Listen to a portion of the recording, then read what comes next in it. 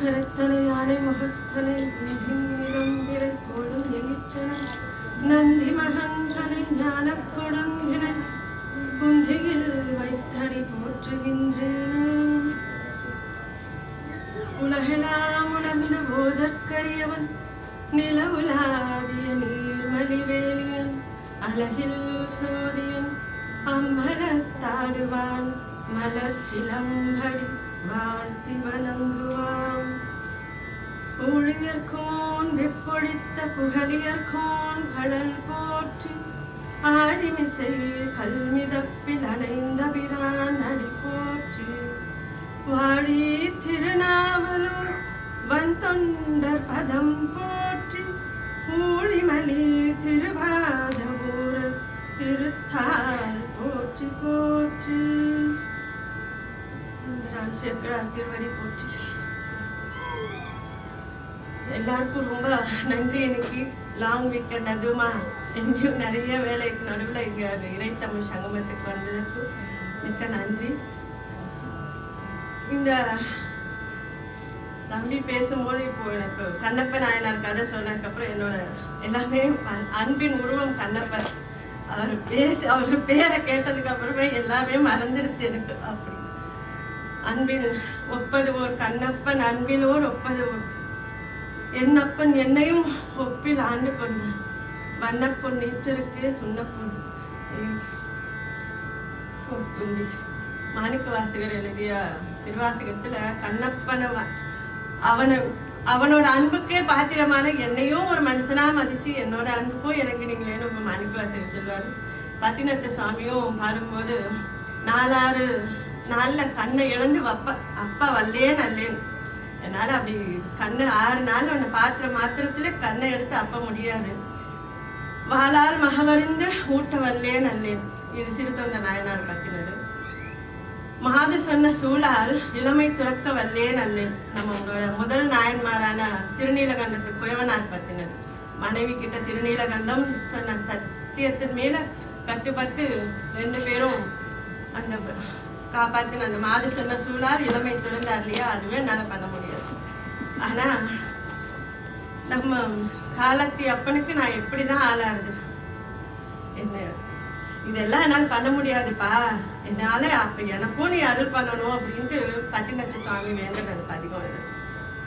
இப்போ நம்ம பார்க்க போறது இளையான்குடி மாற நாயனார்.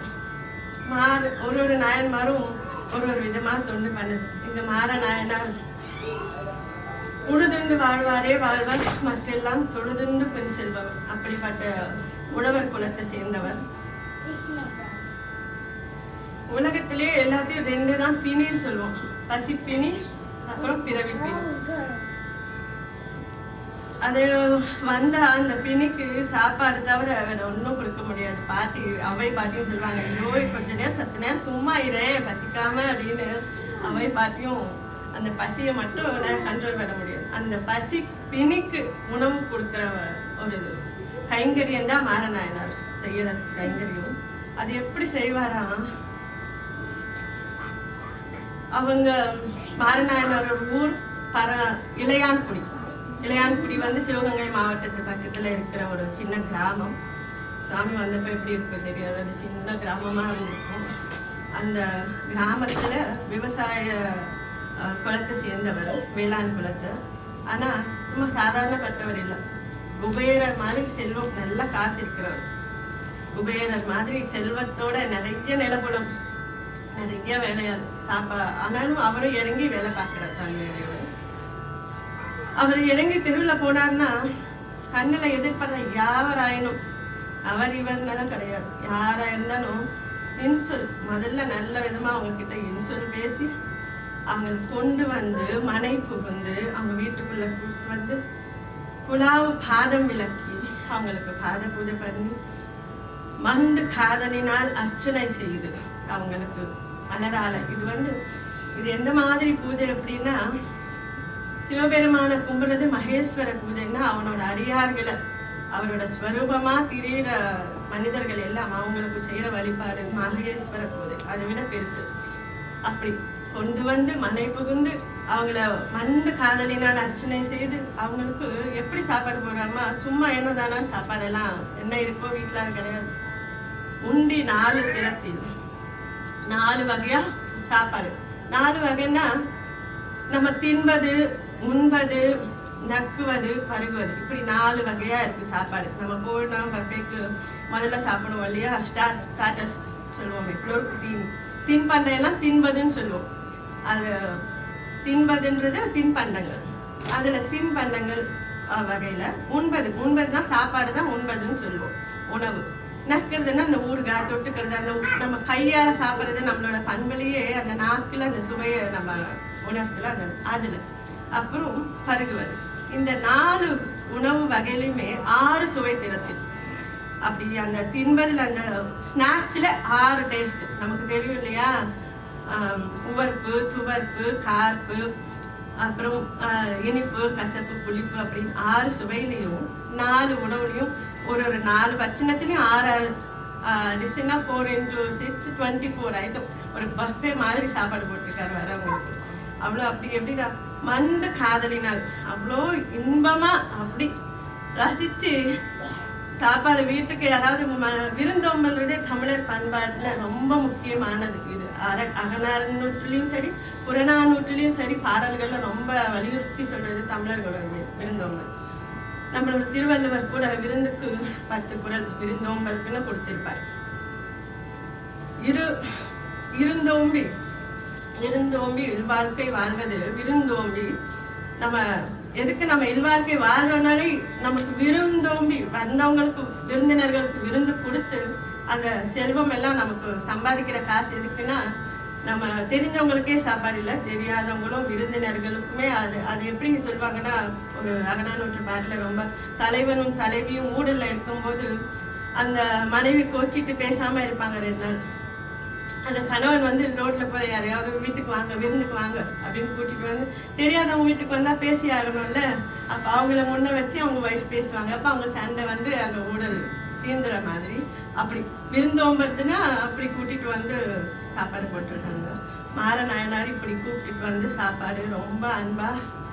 முதல்ல இன்சொல் பேசி சொன்னல, யாராவது பார்த்தோன்னா அவங்களுக்கு ஒரு பிரயாணியா இருப்பாங்க, நல்ல வார்த்தை வாங்க, எப்படி இருக்கீங்க, நல்லா இருக்கீங்களா, சாப்பிட்டீங்களா, சாப்பாடு வேணுமா, அவங்களுக்கு வரி செலவுக்கு காசு வேணுமா, தண்ணி வேணுமா, அப்படி இன்சொல்லா அவருக்கு முதல்ல பேசி. இது திருமந்திரத்துல ஏற்கனவே சொல்லியிருக்கு. நம்ம இங்க பதிவு பண்ணியிருக்கிற திருமந்திரம் தான். யாவர்க்குமாம் இறைவருக்கு ஒரு பச்சிலை. சுவாமிக்கு ஏதாவது இந்த இலை அந்த இலைன்னு இல்லை, ஒரு பச்சிலை போட்டாலும் ஒரு வழிபாடு. யாவர்க்குமாம் உண்ணும் போது ஒரு கைப்பிடி சாப்பாடு. நமக்கு வீட்டுல சமைக்கும் போது ஒரு கைப்பிடி. இது வந்து நம்ம மகா பெரியவா கைப்பிடி திட்டம் கொண்டு வந்த அந்த ஒரு கைப்பிடி எடுத்து வச்சது சாப்பாடு. யாவர்க்குமாம் பசுவிற்கு ஒரு வாயுரை. பசுன்றது இங்க உயிர்கள் எல்லாமே, எல்லா உயிர்களுக்குமே ஒரு எந்த அனிமல்ஸோ ஏதோ அந்த உயிர்களுக்கு அந்த ஒரு பசியில இருக்கு, கஷ்டப்படுது, துன்பப்படுதுன்னா அதுக்கு உணவு அளிக்கிறது. இதுவும் ஒரு வழிபாடு. இது நீங்க தனியா பூஜை மந்திரம் ஹோமம் எல்லாம் இல்லை, இதுவே வழிபாடு. கடைசியா சொல்றதுதான் யாவர்க்குமாம் ஒரு இன்னுரை. நல்ல வார்த்தை தானே அது பேசுறது, அதுவே ஒரு வழிபாடு தான் நமக்கு தனியா. இப்படி அந்த மாதிரி அவர் எடுத்த உடனே இன்சொல் பேசி அந்த மாகேஸ்வர பூஜை பண்ணி அவங்களுக்கு எல்லா உணவு வகையும் அவ்வளோ நல்லா போட்டுட்டு நல்லா போயிட்டு இருக்கு. சுவாமி ரொம்ப மகிழ்ந்திருக்காரு நாயன்மாரோட சேவையில. இப்போ எல்லாருக்குமே ஒரு தப்பான நிறைய நமக்கெல்லாம் இருக்கு இல்லையா, நிறைய காசு இருக்கும் போது அவர்கிட்ட காசு இருக்கு அதனால செய்யறாரு, காசு இல்லைன்னா இருந்தா நான் கூட தான் செய்வேன், அவர்கிட்ட இருக்கு அதனால செய்யறாரு. இப்படி யாரும் பேசுவாங்கல்ல, சுவாமிக்கு நாயன்மார் இப்படி பேசு, அப்படி இவர் வந்து இருக்கும்போது தான் கொடுப்பாருன்னு இல்லை, இல்லாதப்பவும் அவர் சுவாமியை என்னை நினைக்கிறேன். அவருக்கு தெரியும்ல, நல்லா படிக்கிற பிள்ளைக்கு தான் பரிச்சை கேள்வி எல்லாம் கேட்பாங்க டீச்சர்ஸும், கம்மன் இருக்கிற செய்யறவங்களுக்கு இல்லை. அந்த மாதிரி சுவாமிக்கு தெரியும் இந்த அறியாரு, இல்லாதப்பவும் செய்வாரு. அவரு சாப்பாடு போட்டுட்டே இருக்காரு. இப்போ வந்து வறுமை எனும் பதம் சேக்கிலார் வந்து அது சொல்லும் போது அந்த வார்த்தை நாயன்மார் கஷ்டப்படுறதெல்லாம் அவர் பதிவே பண்ண மாட்டார். அவர் ரொம்ப அழகா அதை சிம்பிளா கடந்துட்டு போயிடுவார். அப்படி வறுமை என்னும் பதம் தந்து, பதம்னா பெரிய பதவி, அது இது வறுமை யாராவது பதம் சொல்லுவாங்களா, சேக்கிலார் பதிவு பண்ணியிருப்பார். அப்படி அந்த பதத்துலதான். ஏன்னா இவர் காசு எல்லாம் கறந்து இப்போ எதுவும் இல்லாதவர் ஆக்க போறாரு. அப்பவுமே அவர் தொண்டு பண்றாரான்னு அவர் வைக்கிற பரீட்சை. எங்க சுவாமி இப்படி ரொம்ப பரீட்சை கண்ணப்பருக்கு வச்ச பரீட்சை மாதிரி பரீட்சை எல்லாருக்குமே. அது எதனாலன்னா பெரிய புராணம் மொத்தமாவே அவங்க மறைஞ்சிருந்து தொண்டு பண்றது உலகுக்கு வெளிப்படுத்தணுன்றதுக்காக தான். அந்த ஓரிரவு அவர் பண்ற கைங்கரியம் அந்த நேரத்திலயும் பண்ணதுனாலதான் அவர் இவ்வளவு நாள் கழிச்சு இத்தனை காலம் கழிச்சு நம்ம நினைச்சுட்டு இருக்கோம். கோயில்ல வச்சு வழிபாடு பண்ணிட்டு இருக்கோம். மாறநாயனார்னா நம்ம இப்பவும் பேசிட்டு இருக்கோம். அவர் வரும் காசு கொஞ்சம் கொஞ்சமா கரையுது. நிலப்பொலன் எல்லாம் விற்கிறாரு. அப்பவுமே அவருக்கு என்ன அடுத்து கடன் எல்லார்கிட்டையும் வாங்கி கூட அப்பவுமே சாப்பாடு போட்டிருக்காரு. அது எல்லா காலமும் நடந்துட்டே இருக்கு. அதே அன்பு மாறாம, அதே இச்சை மாறாம அவரு உணவு பரிபாலிக்கிறது மட்டும் அன்னம் பாலிப்பு அது செஞ்சுட்டே இருக்காரு. அவர் அதுல மட்டும் கொஞ்சம் கூட செலுக்கல. கொஞ்சம் கஷ்டம் வந்தாலுமே சுவாமியை திட்டுறது அதேதான். உனக்கு கண் இருக்கா, காது இருக்கா, மூக்கு இருக்கா அப்படின்னு. நமக்கு முதல்ல அறிவு இருக்கான்னு நினைச்சுக்கோ. அவ்வளோ கொடுத்த சாப்பாடு செரிமானம் கூட நம்மளால தாமா பண்ணிக்க முடியாது. அவரு நினைச்சாதான் அது கூட நடக்கும். அந்த அப்ப கூட அந்த வறுமையில பாட்டி அவ்வை பாட்டி அவங்க அடிக்கடி ஞாபகம் வருவாங்க. அவங்க கூட சொல்லுவாங்க, கொடிது கொடிது வறுமை கொடிது, அதனும் கொடிது இளமையில் வறுமை. அந்த அவ்வளோ கொடுமையில வறுமையில ஏன் கொடிதுன்னாங்கன்னா இப்ப இல்லாத கெட்ட எண்ணங்கள்லாம் தோணும். நம்ம கிட்ட இருக்கிற நல்ல பழக்க வழக்கெல்லாம் காணாம போயிடும். ஆசை என்னன்னா அதை பண்ணலாமா, இதை பண்ணலாமா, அவன் இருக்கலாமா, ஏதாவது அந்த நல்ல ஒழுக்கத்தோட இது எல்லாமே குறைஞ்சிடும். ஆனா மாறநாயனார், அவர் பேர் மாறன், இளையான்குடி பிறந்ததால மாறநாயனார், இளையான்குடி மாறன். இவர் சுந்தரமூர்த்தி நாயனார் சொல்லும் போது இளையான்குடி மாறனுக்கும் அடியேன் அப்படின்ட்டு, இளையான் தான் குடிமாறன் அடியாருக்கும் அடியேன் அப்படின்னு பதிவு பண்ணியிருக்காரு. அந்த வறுமையிலுமே அவர் அவ்வளோ செம்மையா அவ்வளோ அன்பா அவர் மட்டும் பண்ணா பத்தாது. வீட்டுல மனைவியோட துணை இல்லாம இங்க ஒண்ணும் செய்யாது. இல்லறத்தினோட வேர் மனையறத்தின் வேரே பதிவு பண்ணுவார் செக்கிலார். சிறு தொண்டர் புராணம் சொல்லும் போது வெண்காட்டு திருவெண்காட்டு நங்கை அம்மா அவங்கள சொல்லும் போது மனையறத்தின் வேர் இப்ப இந்த பெரிய புராணத்துல 63 ஆண்கள்ல 63 நாயன்மார்ல பெருவாரியா ஆண்கள் இருக்காங்க. வெறும் 3 பெண் நாயன்மார்கள் இல்ல. அத்தனை நாயன்மார்களோட மனைவியாரும் அவங்க சமைக்காரும் அவங்க கூட இருந்த அத்தனை பெண்களுமே அந்த என்ன சொல்றது அந்த அன்பும் அவங்களோட திறமையும் அவங்களோட பக்தியினாலதான் இவங்க நாயன்மார் அளவுக்கு கணவனார உயர்த்தி இருக்காங்க. அம்மாவும் சேர்ந்து அந்த நேரத்திலயும் அவங்க நினைச்சுன்னா சொல்லியிருக்கலாம், நமக்கே காசு இங்க இல்ல, நீங்க என்ன வரவங்க போறவங்கெல்லாம் சாப்பிடணும் இல்ல, சேர்ந்து தொண்டு பண்றாங்க. அவங்களும் அவ்வளோ அவங்களுக்கு ஒத்துழைப்பா இணையா இருக்காங்க. இப்போ எல்லார்கிட்டையும் காசு கடன் வாங்கியாச்சு. இதுக்கு மேல வாங்குறதுக்கு ஆளே இல்லாத அளவுக்கு வாங்கியாச்சு.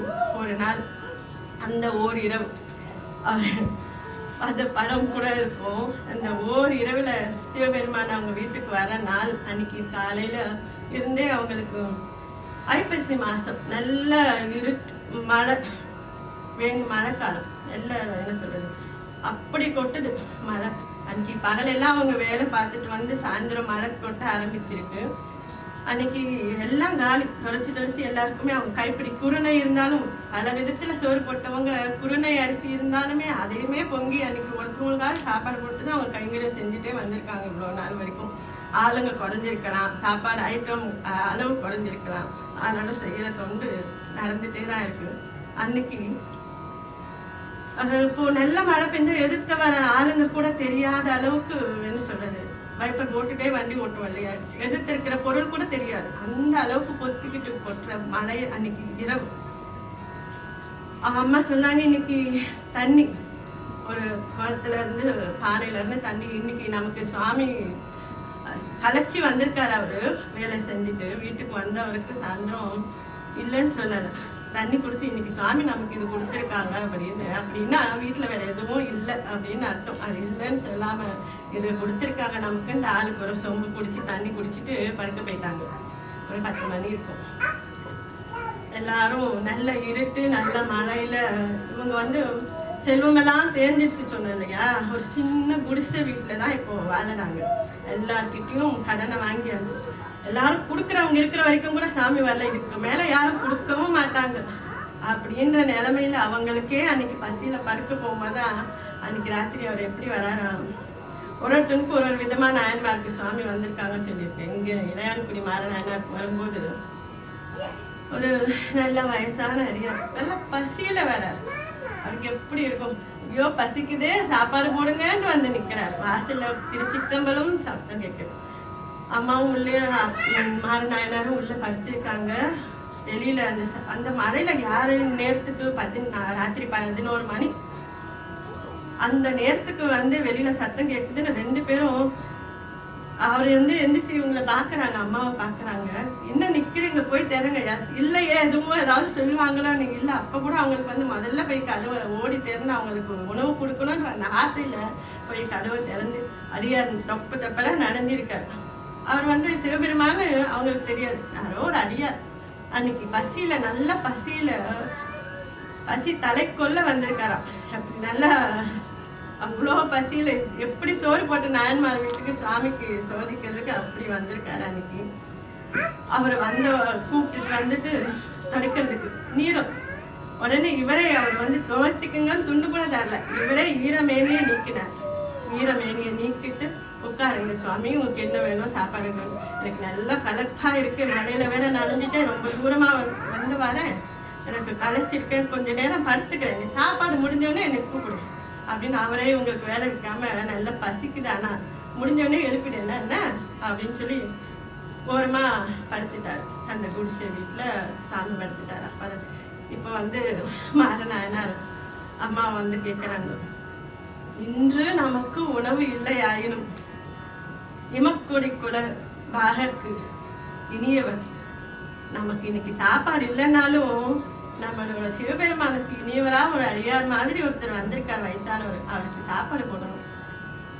என்ன செய்வது, எப்படி அவருக்கு சாப்பாடு போடுறது, ஏதாவது இருந்தா சொல்லு அப்படின்னு அனங்கேன். அவங்க மனைவி எப்படி கூப்பிடுறாரா, அனங்கே அவருக்கு அடிசில் தகுமாறி அமைப்பது எங்கனே அனங்கே அப்படின்னு. அனங்கன்னா தெய்வ பெண்ணுன்னு அர்த்தம். அனங்கே அப்படின்னு ஒரு மனைவியை பார்த்துட்டு அவரை கேட்கிறாரு, நமக்கு இன்னைக்கு சாப்பாடு இல்லை, நீ அந்த பதில மட்டும் சொல்லிடாத, நமக்கு சாப்பாடு இல்லைன்னு எனக்கும் தெரியும், ஏன்னா அந்த கான்வர்சேஷன் கூட ரொம்ப நேரம் போகக்கூடாது, இங்க என்ன பண்றது. அம்மா வந்து யோசிக்கிறாங்க. அப்ப அவங்க பதில் சொல்ற விதம் தான், மற்ற ஒன்று அறிகிறேன், மற்ற ஒன்றும் அறிகிறேன், எனக்கு வேற ஒன்றும் தெரியல சுவாமி அப்படின்னு. என்ன எனக்கும் தெரியல உனக்கும் தெரியல. அவங்க வந்து இந்த வார்த்தையில சுந்தரமூர்த்தி நாயனார் தேவாரத்துல மற்ற பற்றெனக்கும் இன்றினின் திருப்பாதமே மனம்பாவி, எனக்கு வேற எந்த பற்றும் இல்லைன்னும் போது சொல்றாரு. அடுத்த வரியிலேயே நின் திருப்பாதமே பாவித்தேன், அந்த திருப்பாதத்தோட பற்று தவிர வேற எந்த பற்றும் இல்லைன்னு இங்க ஒரு அர்த்தம். அதாவது இது ஒண்ணு தெரிஞ்சு வச்சிருக்காங்க, ஆனா இதை தவிர வேற ஒன்றும் தெரியலன்றதை அப்படி சொல்ல வராங்க. எனக்கு மற்ற ஒன்றும் அறிகிறேன். இனி இப்ப போய் யார்கிட்டயும் ஏதுவாரும் இனி இல்லை, எல்லார்கிட்டையும் வாங்கியாச்சு. இனிமேல் கேட்கறதுக்கும் ஆள் இல்லை. எங்க மேல் போட்ட 10 தடவை கேட்ட